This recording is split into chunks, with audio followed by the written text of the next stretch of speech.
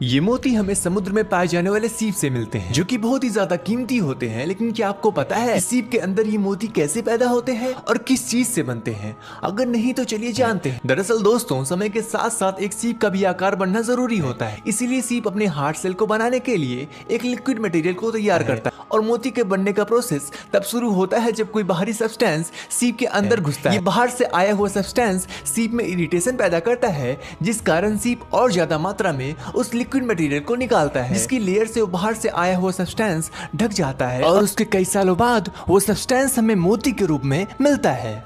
ये बात तो सभी जानते हैं कि मधुमक्खियां शहद बनाती हैं, लेकिन सवाल ये आता है कि मधुमक्खियां शहद बनाती कैसे हैं? दरअसल दोस्तों, मधुमक्खियां शहद बनाने के लिए सबसे पहले ऐसे फूल को ढूंढती हैं जिसमें नेक्टर होता है। मधुमक्खियां उस नेक्टर को तब तक चूसती हैं जब तक उनका पेट नहीं भर जाता। उसके बाद वो वापस अपने छत्ते में चली जाती हैं और वहां वो अपने मुंह से दूसरी मधुमक्खी के मुंह में नेक्टर को डाल देती है और वो दूसरी मधुमक्खी नेक्टर को तब तक चबाती है जब तक नेक्टर शहद में नहीं बदल जाता।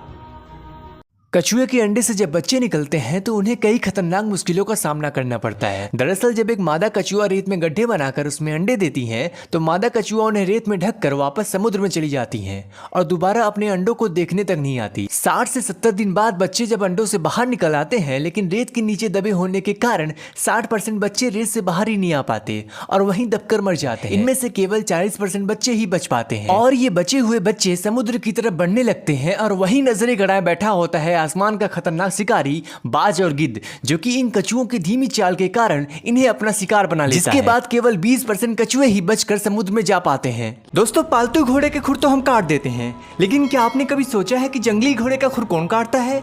क्योंकि अगर घोड़े का खुर नहीं काटा गया तो ये इतने बड़े हो जाते हैं कि घोड़े के लिए खड़ा होना भी बहुत मुश्किल हो जाता है। दरअसल जंगली घोड़े हर सतह पर चलते और दौड़ते हैं और ये एक दिन में करीब 30 से 80 किलोमीटर तक चल लेते हैं, इसलिए इनके एक्स्ट्रा खुर लगातार अपने आप घिस जाते हैं।